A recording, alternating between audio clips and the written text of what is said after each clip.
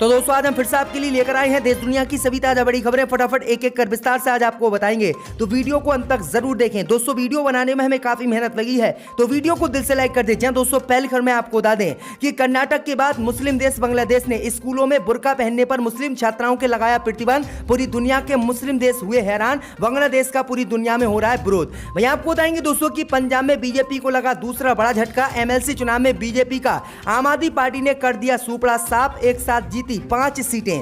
वहीं आपको बताएंगे दोस्तों कि असम में दोबारा से एनआरसी लागू करेगी मोदी सरकार, मुसलमानों को डिटेंशन सेंटर में डालने की बीजेपी ने कर ली है तैयारी।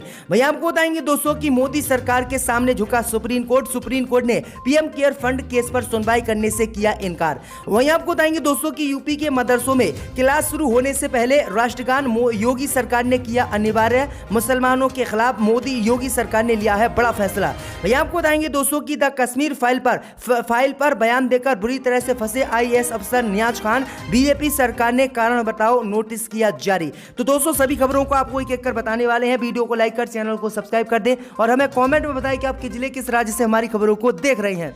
इसी बीच पर तो दोस्तों अगली खबर की ओर, तो मुस्लिम देश बांग्लादेश ने स्कूल में बुर्का पहनने पर मुस्लिम छात्राओं के लगाया बैन। पूरी दुनिया के मुस्लिम देश बांग्लादेश के फैसले से हैरान। जी दोस्तों आपको बता दें कि भारत में हिजाब को लेकर मचे विवाद के बीच मुस्लिम देश बांग्लादेश ने एक स्कूल में बुर्का पहनने पर मुस्लिम छात्राओं के प्रतिबंध लगा दिया है।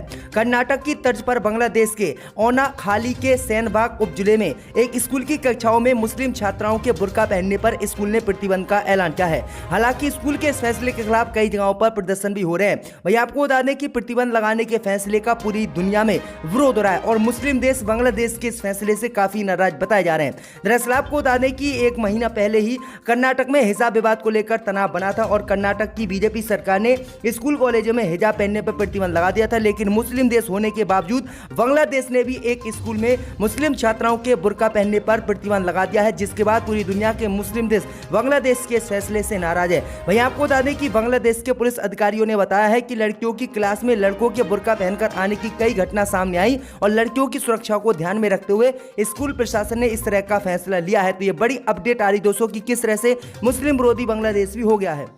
इसी बीच पर तो दोस्तों अगली खबर की ओर, तो पंजाब से बीजेपी को लगा बड़ा झटका। आम आदमी पार्टी ने एमएलसी चुनाव में बीजेपी और कांग्रेस का कर दिया सुपड़ा साफ, भाजपा का नहीं खुला खाता। जब दोस्तों आपको बता दें कि पंजाब में विधानसभा चुनाव के बाद भाजपा को दूसरा बड़ा झटका एमएलसी चुनाव में आज पंजाब में लगा है। दरअसल आपको बता दें कि पंजाब में हुए राज्यसभा सीटों पर चुनाव में आम आदमी पार्टी ने बीजेपी और कांग्रेस का सुपड़ा साफ कर दिया है और दोनों ही पार्टियों का खाता भी पंजाब में आम आदमी पार्टी ने नहीं खुलने दिया है।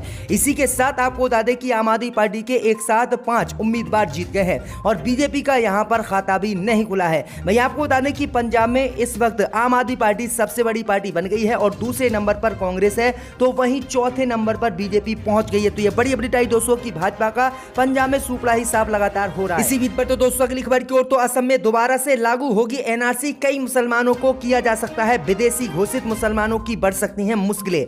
जब दोस्तों आपको बता दें ये बड़ी खबर सामने निकल कर आई दोस्तों की असम सरकार एनआरसी को दोबारा से असम में लागू करने के लिए सुप्रीम कोर्ट पहुंच गई है। भैया आपको बता दें कि असम सरकार ने माना है कि एनआरसी का जो सत्यापन हुआ है उसमें बांग्लादेश के मुसलमानों को जगह दी गई है और विदेशियों को भारतीय नागरिक बनाया गया है। इसलिए हम सुप्रीम कोर्ट से मांग करते हैं कि सुप्रीम कोर्ट असम में दोबारा से एनआरसी को लागू करे और दोबारा से एनआरसी का सत्यापन हो। भैया आपको बता दें कि इसको लेकर एनआरसी को लेकर सुप्रीम कोर्ट असम की सरकार पहुंच गई है और असम की सरकार ने कहा है कि 2019 में जो एनआरसी प्रकाशित हुई थी हम उसे किसी भी कीमत पर नहीं मानेंगे और हम सुप्रीम कोर्ट जा रहे हैं और सुप्रीम कोर्ट जाकर दोबारा से एनआरसी को असम में लागू करेंगे। तो ये बड़ी अपडेट आई दोस्तों कि असम में मुसलमानों को निकालने की अब जो है बीजेपी ने साजिश रच ली है और असम में एनआरसी को दोबारा लागू करके बीजेपी सरकार मुसलमानों को बाहर निकालेगी और उन्हें विदेशी घोषित करेगी और फिर डिटेंशन सेंटर में उन्हें डालेगी। तो ये बड़ी अपडेट आ रही है। इसी बीच पर तो दोस्तों अगली खबर की ओर, तो यूपी के मदरसों में क्लास शुरू होने से पहले गाया जाएगा राष्ट्रगान, योगी सरकार ने आदेश किया जारी। जी दोस्तों आपको बता दें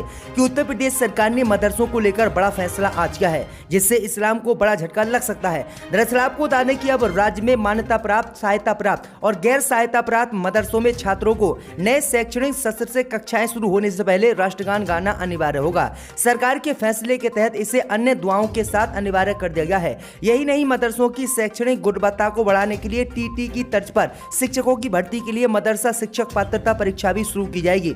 जानकारी के मुताबिक अब 8वीं तक परीक्षाओं में विज्ञान, अंग्रेजी और गणित के सवाल भी शामिल किए जाएंगे। दरअसल आपको बता दें कि इस्लाम धर्म में राष्ट्रगान को जो है मुसलमानों के खिलाफ बताया है और कहा है कि किसी भी कीमत पर कोई भी मुसलमान राष्ट्रगान नहीं गाता है। लेकिन अब योगी सरकार ने इस्लाम की पढ़ाई करने वाले मुस्लिम बच्चों को राष्ट्रगान गाने के लिए मजबूर कर दिया कि आपको राष्ट्रगान जरूर गाना होगा अगर आपको मदरसों में पढ़ना है। तो ये बड़ी अपडेट आई दोस्तों कि आप योगी सरकार के इस फैसले से कितने सहमत हैं, हमें कमेंट में जरूर बताएं। इसी बीच पर तो दोस्तों अगली खबर की ओर, तो सुप्रीम कोर्ट ने पीएम केयर फंड पर सुनवाई करने से किया इनकार। जय दोस्तों, आपको बता दें कि सुप्रीम कोर्ट ने आज पीएम केयर फंड की वैधता को चुनौती देने वाली याचिका पर सुनवाई करने से इनकार कर दिया है। देश की सबसे बड़ी अदालत की ओर से सुनवाई करने से इनकार के बाद याचिकाकर्ता को अपनी याचिका वापस लेनी पड़ गई है। हालांकि सुप्रीम कोर्ट ने याचिकाकर्ता से इस संबंध में सलाह देते हुए कहा कि अगर याचिकाकर्ता चाहे तो सुनवाई के लिए दिल्ली हाई कोर्ट जाकर अपनी याचिका लगा सकता है। पीएम केयर फंड की वैधता को चुनौती देने वाली याचिका पर सुनवाई से इनकार करते हुए सुप्रीम कोर्ट ने कहा है कि याचिकाकर्ता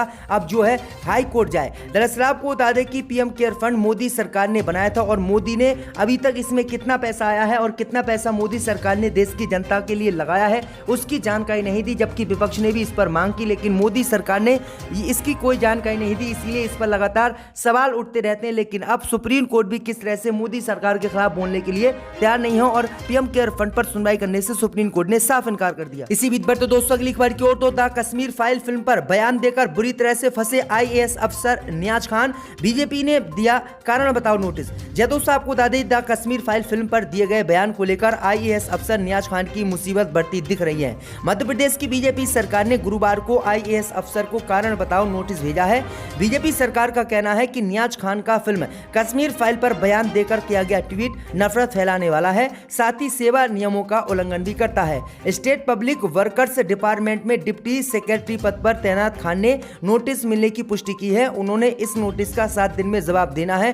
दरअसल आपको बता दें कि नियाज खान कश्मीर फाइल फिल्म को लेकर किए अपने ट्वीट के चलते चर्चाओं में है। जो है आपको बता दें कि आईएएस अफसर नियाज खान ने द कश्मीर फाइल को लेकर पिछले हफ्ते ट्वीट किया था और फिल्म के निर्देशक को देश भर में मारे गए मुसलमानों पर फिल्म बनाने का ऐलान किया था। उन्होंने कहा कि जिस तरह से कश्मीरी पंडितों पर यह फिल्म बनी है उसी तरह से भारत में भी कई राज्यों में मुसलमानों का कत्लेआम किया गया, उनकी हत्या की गई है, तो ऐसे फिल्म निर्देशकों को मुसलमानों की हत्याओं पर भी फिल्म बनानी चाहिए। यही बात उन्होंने सिर्फ कही थी और बीजेपी इससे नाराज हो गई और बीजेपी ने उनको कारण बताओ नोटिस जारी कर दिया। अब उनकी नौकरी खतरे में पड़ गई है। तो ये बड़ी अपडेट आई दोस्तों कि किस तरह से मुसलमानों को चुन चुनकर भाजपा अपने शासन में निशाना बना रही है। इसी बीच पर तो दोस्तों अगली खबर की ओर, तो गुजरात चुनाव से पहले एक्शन में प्रशांत किशोर, राहुल गांधी से किया संपर्क। जहां दोस्तों आपको बता दें कि इस साल 5 राज्य में विधानसभा चुनाव के बाद गुजरात में भी विधानसभा चुनाव होना है। ऐसे में गुजरात चुनाव के लिए भी दलों ने अपनी रणनीति को तैयार करना शुरू कर दिया है। चुनावी रणनीतिकार प्रशांत किशोर ने भी गुजरात चुनाव के मद्देनजर वरिष्ठ कांग्रेस नेता राहुल गांधी को संपर्क किया है। रिपोर्ट की माने तो गुजरात में चुनाव प्रचार अभियान के लिए प्रशांत किशोर ने राहुल गांधी से संपर्क किया है।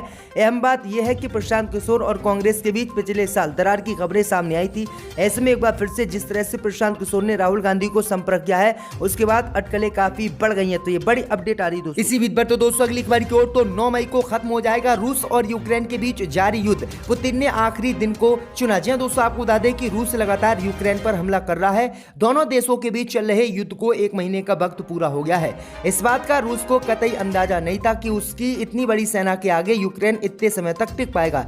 इस बीच यूक्रेन की सेना ने एक बड़ा बयान दिया है। सेना का कहना है कि रूस 9 मई तक युद्ध खत्म करना चाहता है। कीप इंडिपेंडेंट की रिपोर्ट के अनुसार यूक्रेन के सशस्त्र बलों के जनरल स्टाफ के खुफिया सूत्रों ने दावा किया है कि रूसी सैनिकों से कहा गया है कि युद्ध 9 मई तक खत्म हो जाना चाहिए। तो ये बड़ी अपडेट आ रही है दोस्तों। इसी बीच पर तो दोस्तों अगली खबर की ओर, तो द कश्मीर फाइल फिल्म को लेकर भाजपा पर भड़के अरविंद केजरीवाल। जी दोस्तों, आपको बता दें कि द कश्मीर फाइल फिल्म की गूंज आज दिल्ली विधानसभा में भी गूंजी है, जब दिल्ली के मुख्यमंत्री अरविंद केजरीवाल ने इस फिल्म पर भाजपा पर हमला बोला।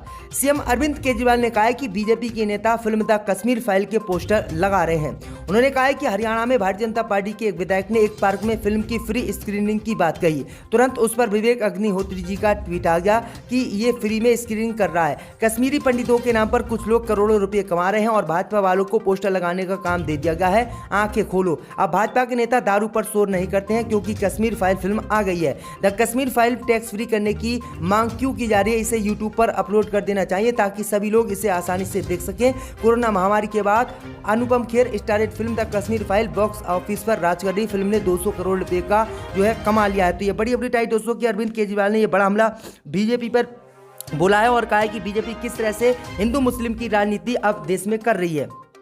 डिप्टी स्पीकर पर फेंक दिए थे, वो भी हमने देखा।